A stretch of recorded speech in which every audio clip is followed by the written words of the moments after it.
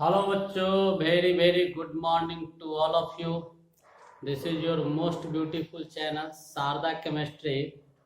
तो आज हम लोग बेसिक कॉन्सेप्ट्स ऑफ केमिस्ट्री का कुछ बचा हुआ लॉ था, उसका अध्ययन करेंगे। हाइपोथेसिस बहुत ही सिंपल और छोटा सा लॉ है। एवोगाड्रोज लॉ या हाइपोथेसिस, एवोगाड्रोज लॉ और Avogadro's hypothesis.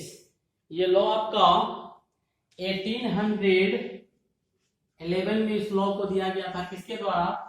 Given by Avogadro, given by Avogadro's. Avogadro के द्वारा ये लॉ दिया गया था। ये लॉ क्या कहता है कि remains same physical condition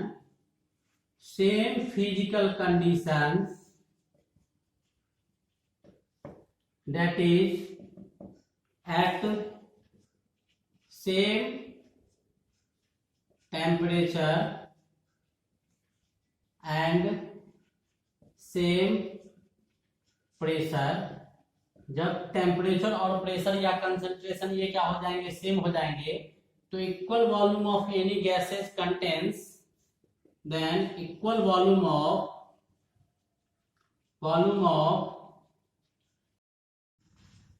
contains equal number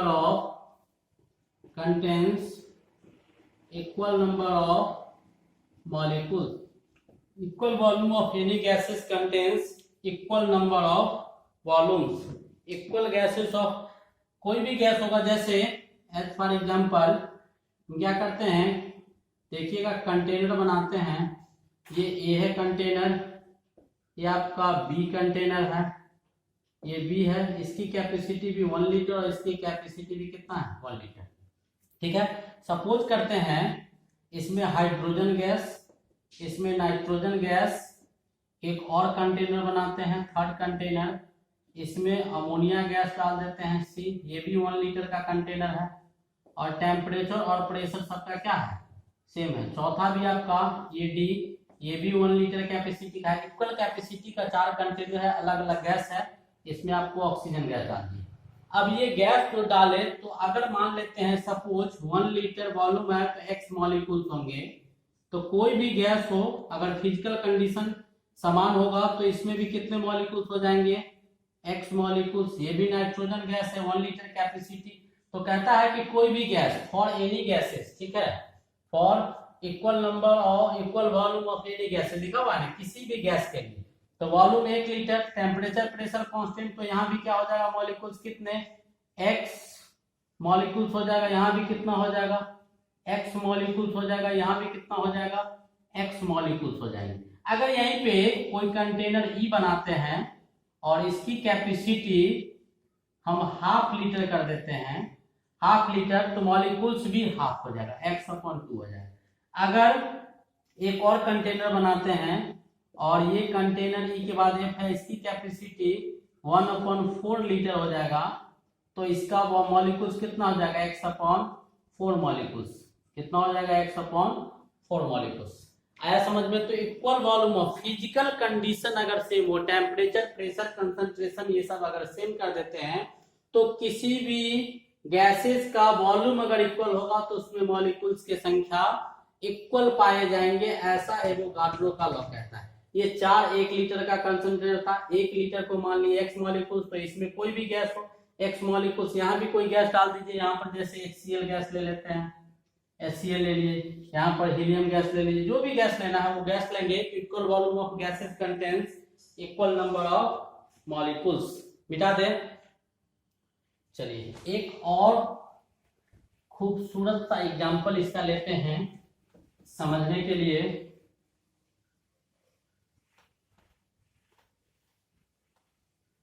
एक और एग्जांपल लेते हैं। 100 ml methane gas contains X molecules या Y molecules मान लो, Y molecules। तो 50 ml ethane gas contains how many molecules? 25 ml nitrogen gas contains how many molecules? ये बताना है आपको। Blank hydrogen gas contains 3y molecules, blank nitrogen gas contains y/3 molecules। हम क्या पढ़े हैं एवोगाड्रोज लॉ में कि अगर फिजिकल कंडीशन सेम कर दिया जाए तो equal volume of gases contain equal number of molecules, तो 100 ml methane gas y molecules रखता है, तो 50 ml तो वॉल्यूम क्या हो गया आधा, तो मॉलिक्यूल्स भी क्या हो जाएंगे आधा y/2। 25 तो वॉल्यूम कितना हो गया 1/4 गुना, तो मॉलिक्यूल्स कितना हो जाएंगे y/4। अब यहाँ पर मॉलिक्यूल्स कितना हो गया 3 गुना, तो वॉल्यूम भी कितना हो जाएगा 3 गुना, तो 300 ml लिखेंगे। कितना लिखेंगे 300 ml लिखेंगे। अगर वॉल्यूम y/3 यानी 1/3 गुना हो गया, तो मॉलिक्यूल्स भी कितने हो जाएंगे 100/3 ml हो जाएगा। ठीक है, तो इससे ये एक एग्जांपल था, बहुत ही खूबसूरत था, समझ में आ गया एवोगाड्रोज लॉ। मिटा दे। अब हम लोग एप्लीकेशन ऑफ एवोगाड्रोज लॉ जानते हैं। कुछ पॉइंट है जिसका यूज क्वेश्चन में किया जाता है। Application of Avogadro's law, application of Avogadro's law, Avogadro's law, Avogadro के नियम का कुछ एप्लीकेशन है, कुछ इसकी विशेषताएं हैं। क्या है, तो पहला कहता है atomicity,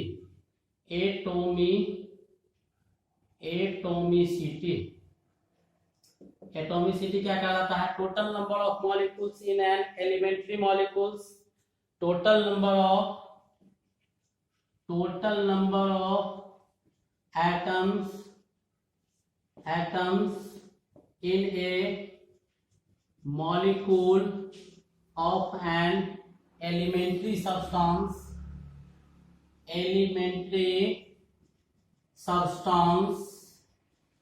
is called its atomicity, क्या कहता है कि कोई भी एलिमेंट से बना हुआ कोई भी सब्सटेंस, उसके एक मॉलिक्यूल्स में जितने टोटल नंबर ऑफ एटम्स होते हैं वही उसका एटॉमिसिटी कहलाता है। एज फॉर एग्जांपल देखिए, एक टेबल लेते हैं, इसमें होमो एटॉमिक और हेटेरो एटॉमिक मॉलिक्यूल्स आपके सामने लेंगे और सबका एटॉमिसिटी बताएंगे कि एटॉमिसिटी क्या होगा सबका। एक तरफ मॉलिक्यूल्स को लीजिए और एक तरफ एटॉमिसिटी लीजिए। तो अगर ऑक्सीजन है O2, तो ऑक्सीजन मॉलिक्यूल्स इसमें कितने एटम, तो 2, एटॉमिसिटी कितना 2। O3 लेंगे तो एटॉमिसिटी 3। HCl लेंगे तो एक एटम हाइड्रोजन का, एक एटम क्लोरीन का 2। H2SO4 लेंगे तो 2 हाइड्रोजन का एटम, एक सल्फर का और 4 ऑक्सीजन का, 4 1 5 और 2 7। वैसे ही KNO3 लेंगे तो एक पोटेशियम का, एक नाइट्रोजन का, एक 2 और 3 ऑक्सीजन का, कितना हो गया 5। ऐसे करके एटॉमिसिटी हम लोग किसी का निकाल सकते हैं। अगर NH3 लिए, अमोनिया लिए, तो इसकी एटॉमिसिटी 3 इसका और एक इसका, कितना हो गया 4। तो पहला पॉइंट था एटॉमिसिटी। एटॉमिसिटी क्या होता है कि एलिमेंट्री सब्सटेंस के एक मॉलिक्यूल्स में टोटल एटम्स कितने होते हैं वही क्या कहलाता है, एटॉमिसिटी कहलाता है। ठीक है, बता दे। दूसरा एप्लीकेशन इसका है, दूसरा एप्लीकेशन इसका है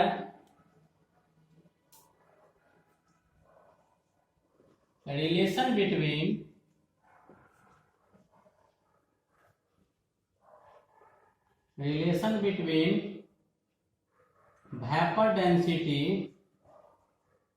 vapor density and molecular mass। Vapour density and molecular mass.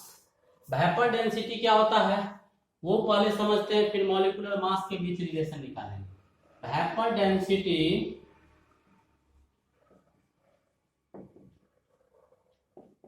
किसी भी गैस के डेंसिटी को अगर हाइड्रोजन गैस के डेंसिटी से भाग दे देते हैं तो वेपर डेंसिटी क्या हुआ, the density of any gases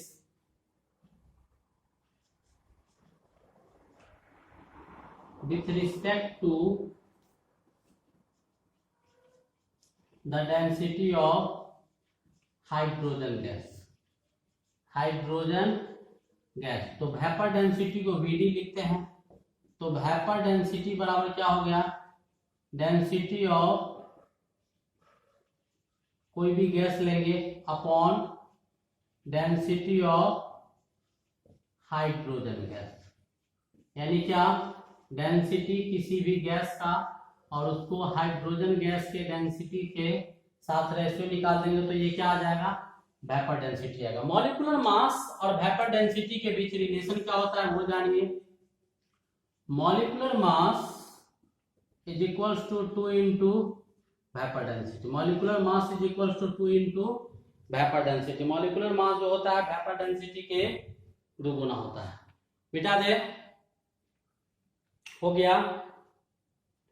चलिए, तो दूसरा एप्लीकेशन जान गए हम, एवोगाड्रो के लॉ का। एक दो एप्लीकेशन और होता है, मोलर मास और वॉल्यूम के बीच relation. Third application, relation between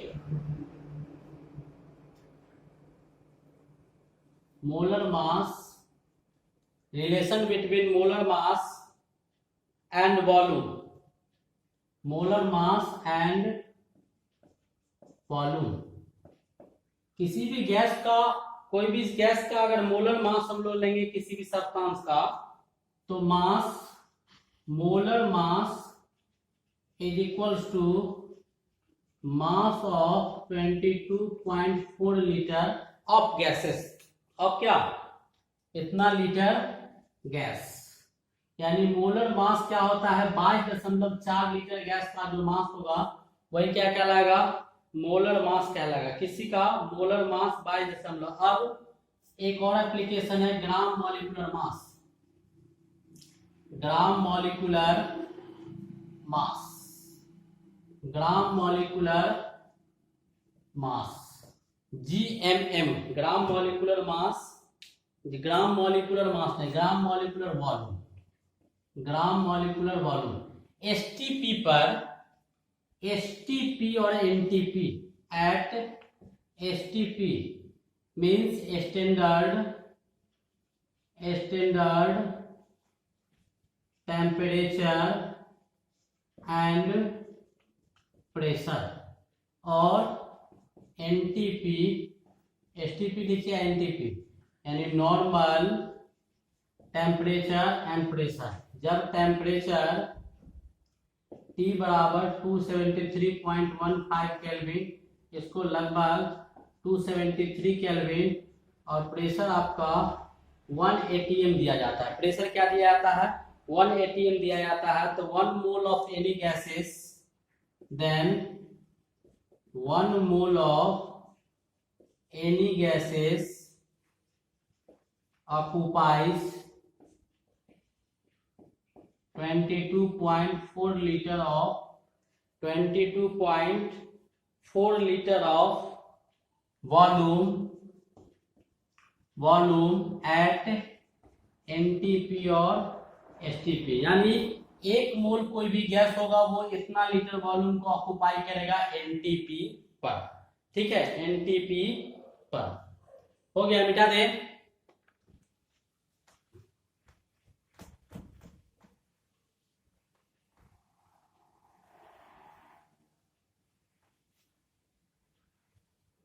कुछ नोटेबल पॉइंट है इसका। पहला point, law of conservation of, note का कुछ पॉइंट बताते हैं। Law of conservation of mass is not applicable for nuclear reaction. For nuclear reaction, पहला क्या है कि law of conservation of mass का नियम न्यूक्लियर रिएक्शन में लागू नहीं होता है. रिलेटिव डेंसिटी क्या होता है? रिलेटिव डेंसिटी नाम से ही क्लियर है कि एक डेंसिटी का रिलेशन दूसरे डेंसिटी के साथ करेंगे तो वो किसको शो करेगा? रिलेटिव डेंसिटी को. तो डेंसिटी ऑफ गैस ए बटा density of gas B. Gas A का डेंसिटी गैस बी के साथ, एक गैस के डेंसिटी को दूसरे गैस के डेंसिटी से रिलेट करवाते हैं तो रिलेटिव डेंसिटी आता है. तीसरा पॉइंट स्पेसिफिक ग्रेविटी है. स्पेसिफिक ग्रेविटी क्या होता है?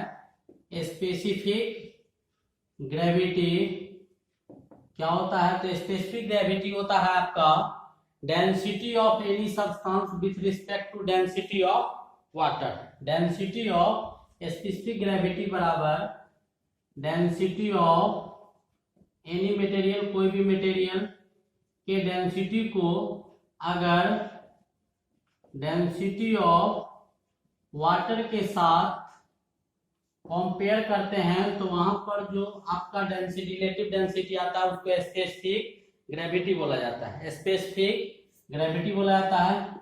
इस प्रकार हम लोगों ने लॉ ऑफ केमिकल कॉम्बिनेशंस के जितने भी लॉ थे सारे लॉ को पढ़ लिए, कंप्लीट हो गया. मन लगा के पढ़िएगा ध्यान से. तब तक के लिए बेस्ट ऑफ लक.